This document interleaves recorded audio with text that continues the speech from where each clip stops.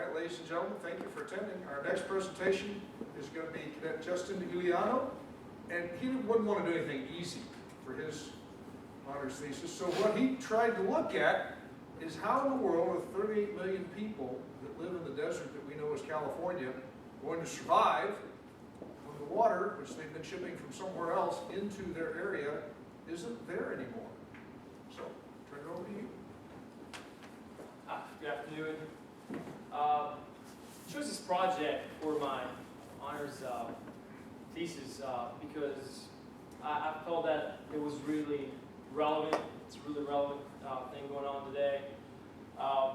Some of the problems it was a little hard managing all the data that is available. There's just so many misleading sources and just so much data to gather.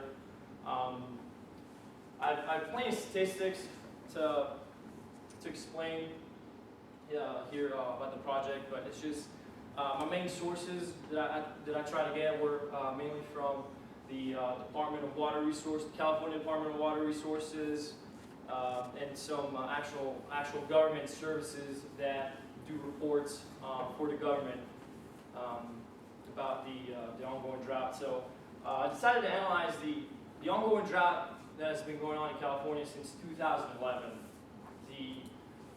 Governor Brown, in 2014, declared a state of emergency, which gave out several restrictions to the population, water using restrictions, lots of limitations to how much water can be extracted from aquifers and groundwater basins, and just limiting the amount of water usage that is happening. So that is being utilized. So I'm gonna go step by step to explain, first of all, how California is doing on water supplies and how they get their water around, where they get their water from, and the main users of this water, and some recommendations that I found would be helpful to rendering the situation more tolerable, because it really isn't a problem that you can fully solve. So this is California's infrastructure. California is considered to be the most hydrologically altered landmass in the world. The government has spent billions of dollars on infrastructure, including canals, aqueducts, importing water. This is a map of Northern California. You can see State Water Project and Central Valley Project, which supply pretty much 2/3 of the water either to cities or farms. Supplies since 2011 have decreased by a lot. Have decreased by about 50 to 60%. Main suppliers, as I was saying, State Water Project, which just supply water from let's say Northern California, needs to ship water to South California, and just makes it possible. Water coming out of the sink could be water from a state away. And so those supplies are really dwindling. We have some notable aqueducts like the Los Angeles Aqueduct, the Hetchy Aqueduct, the Colorado River.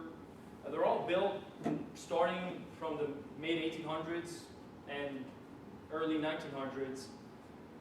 So this is the water usage. It varies by region: coastal, central, valley, and mountain desert. The water use is split in 3 different ways. It's split into agricultural, environmental, and urban. Urban water usage is about 10 to 11%. That includes cities like Los Angeles, industrial power plants. It's only 11%. The agricultural, that includes farming and livestock, which is mainly situated in the Central Valley. As we can see, the agricultural usage is higher in the Central Valley and lower in the coastal, but the urban usage is higher on the coastal because of the cities. And The environmental usage, that is not water used by humans, that is just water that supplies rivers and streams just to preserve wildlife. So as I was saying, environmental is about 60%, agricultural is about 40%, urban is about 10%. During dry periods, the agricultural use goes all the way up to 60%, and environmental use goes all the way down to 40%, sometimes even 30%. And therefore making the agriculture the main user of of California's water. This is the population of California has grown in the 20th century. It is the most populated state in the United States, 38 million people. Texas is bigger geographically, but has 26 million people.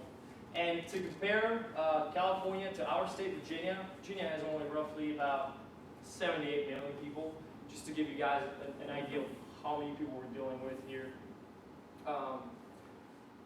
But the average Californian is the U.S. citizen, the U.S. resident that uses the least amount of water in the United States. Average American uses about 80 to 100 gallons of water a day. The average Californian uses about 60 gallons a day, running very low. So I'd say urban usage is consists of population use by about 5%. The remaining 5% is industrial and landscaping. So therefore, population uses very little amount of water. This is the precipitation in California.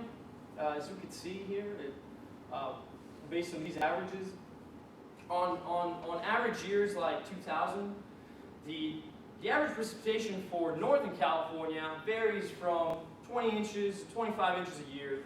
Southern California varies from 10 inches to 15, 17 inches a year. Since 2011, the average precipitation of the state decreased to a low of 6 to 7 inches a year. Now, I looked up the definition of a desert, and the definition of a desert says that the average precipitation, in order for an area to be considered a desert, is an average of 10 inches or less a year. Therefore, what we're dealing with here is we have conditions, precipitation conditions that are very similar to those of the desert.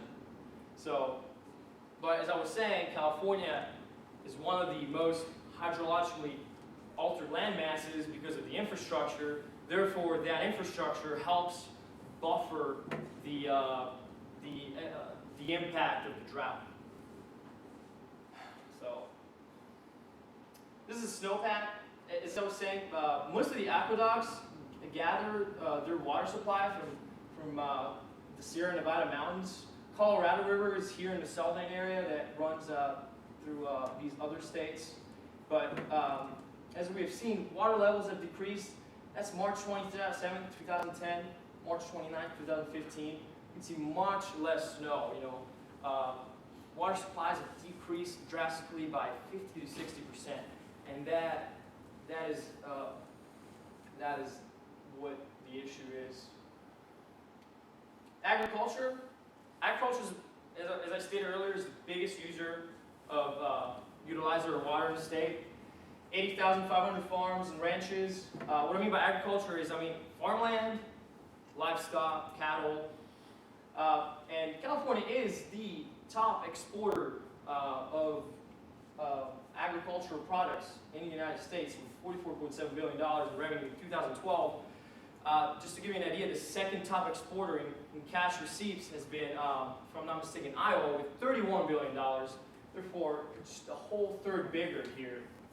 And California provides the nation's supply with 21% of cheese, 23% of milk, 92% of grapes, 99% of almonds, walnuts, artichokes. So there's and cattle is also a big factor. So what we're seeing here is California is a big agricultural exporter. It supplies 3% of the state's employment. Just in the Central Valley, 1 out of 4 people, 25%, are employed within a job that is related to farming. It could be field workers, farmers, managers, farm services. And during harvest season, 800,000 more jobs are added to the agricultural economy. So as we were saying, we are farming, and these are water-intensive crops. This is how much it takes for to make one Walmart, 4.9 gallons of water. One almond, 1.1 gallons of water. There are 276 almonds in pound. Therefore, to make a pound of almonds, it roughly takes 280 gallons of water.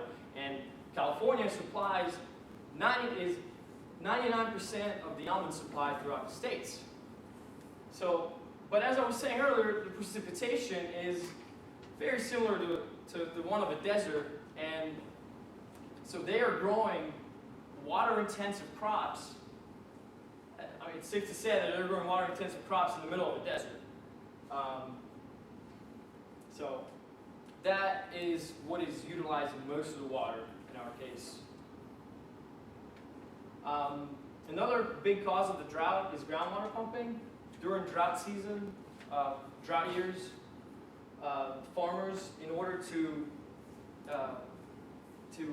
keep up their water supply, they start pumping groundwater in an unregulated way, because that is not monitored, probably from wells that are not certified by the government. Groundwater is the water between pores underneath the Earth's soil. Groundwater's discharge is what feeds rivers and just sustains wildlife and trees. So by just pumping groundwater, it really takes a toll on the environmental aspect of the place. So in our case, we have a problem where the government needs to decide whether they want to be aware of short-term impacts, economic impacts, or long-term natural impacts of just, we could end up like, they're pretty much ending up like this by pumping all the water out, and water levels are just decreasing. Anyways, going on. State of California has given responses to the drought. As I was saying, Governor Brown declared a state of emergency. There were several state mandates and incentives. One of the state mandates was the Emergency Conservation Regulation, which said citizens are only allowed to use a certain amount of water a day. Folks are not allowed to wash their cars with potable water. Sidewalks are not allowed to be cleaned with potable water, and very similar measures. About $800 million have been invested.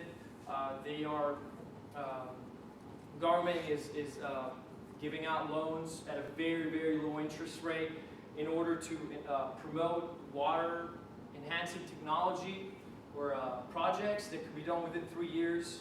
Another roughly $687 million have been invested in supplying citizens that are short of water or farming, As the SGMA, I think this is one of the most, which came out in 2014, is one of the most acts that was passed by the Senate. It stands for Sustainable Groundwater Management Act, which they finally, in 2014, set a standard guidelines to how to regulate groundwater pumping. They said, all right, these aquifers and basins are split into high priority, these are split into low priority. So it's a good step ahead. So so the government has done a lot, spent already over $1 billion to fix this issue.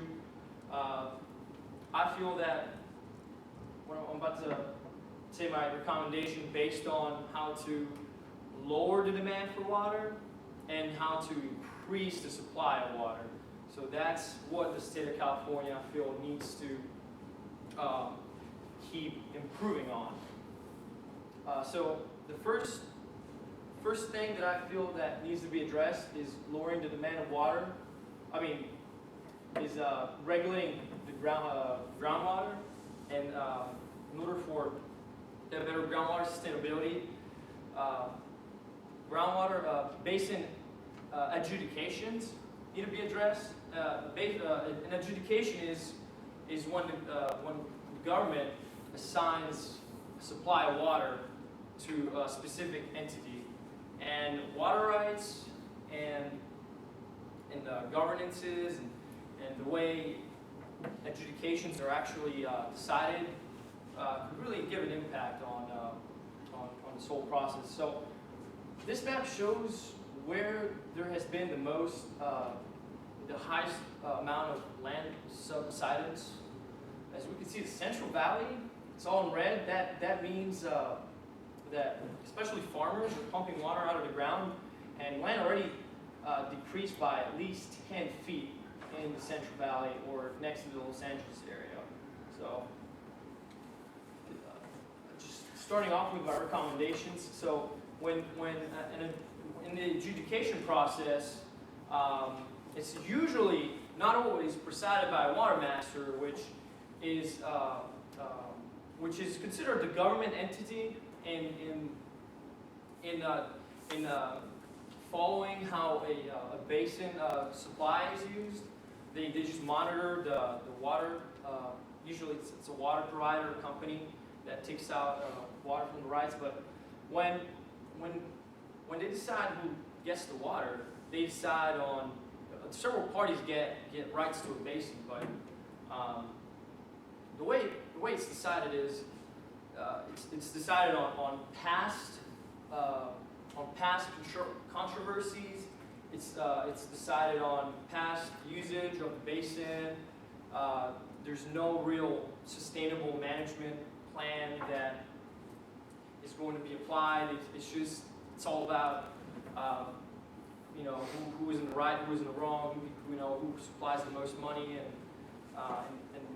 in a basin over time, the larger providers of water tend to buy out the lower providers of water. So basins would usually have a main private organization presiding over it, and when important decisions are made, the lower entities are usually kept out. So some recommendations are, as I was saying, water master is usually appointed, but I would say make sure that a water master is always appointed with each adjudication, and have him or her just yearly monitor the groundwater basin levels. I'd say also a sustainable management plan for the basin needs to be aligned with the Sustainable Management Groundwater Act when adjudicating a basin. So when giving out water rights to someone, it would be important for them to have a plan on how to extract water without going over the safe yield, and making sure that it's regulated. So information needs to be available online, which it is not.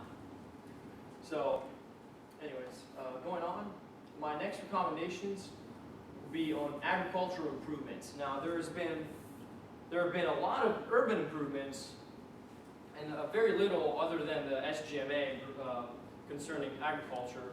By agricultural improvements, I mean that I feel that water efficient measures, techniques need to be made mandatory in farms, even though it would not be, let's say, economically friendly. Now, if the government puts restrictions on cities and people, or the amount of water that they can utilize, then but so many farms, like farms also should have that, that made mandatory. Since farming and agriculture is the biggest utilizer of water, there will be a bigger amount of water that is saved by improving these farming techniques. What I mean by farming techniques, farmers usually irrigate land, but not all of the water goes to the plant. For example, solution might be drip irrigation example. Like with this example, just 30% of the water utilized to just farm a plant doesn't just go radiate through the soil and just be dispersed, but it actually goes to the plant, and less amount of water is needed to grow the plant, therefore making it more efficient. So as I was saying, there has been improvements since the 1980s. About 15 to 20% of farmers are using techniques such as drip irrigation, but not all. So I personally thought that this should be made mandatory, even with financial assistance. Financial assistance is being given out in cities. Therefore, I thought, why not within farms to make it more possible. This is where most of the water is going to be saved, not in the urban areas. So the next recommendation that I would make is desalinization. This would not lower the demand for water, but would increase the supply of water. Now, there are already about 17 desalinization plants in California. It's not a new technique, but this would be considered a drought-proof alternative to supplying water. Now, this is a picture of the plant in Carlsbad in California, in the San Diego area. This plant cost about $1 billion. Very costly alternative. It was built with money from private organizations, but not public money. They sell their water to the county of San Diego. They supply about 10% of the area's water with 50 million gallons of water a day, and by providing more or less 400,000 people. They get water from the ocean, salt water, and this plant is built right next to a power plant, because desalinization requests lots of power. Through energy, salt water is pushed through a membrane, and the water is purified. It's called reverse osmosis. So this is a very costly alternative, but it is drought-proof, and with private investors, it is made possible, and with it's getting less expensive as years go by. So this would be a pretty good alternative, and it actually creates jobs. There's about 500 induced jobs within this area just because of this plant. The plant puts in $50 million into the economy a year. So I thought that those were some good, impacts, positive impacts. So in conclusion, I feel that as I've seen, a lot is being done by the government, but not enough. I mean, billions of dollars are spent, plants are being made, techniques or water efficiency projects are sponsored all the time, but water levels are still low. So what they still need to be doing is keep on lowering the demand through hitting agriculture, even though it may have some economic impacts, and just somehow increase the supply. Other, I mean, just pray for rain.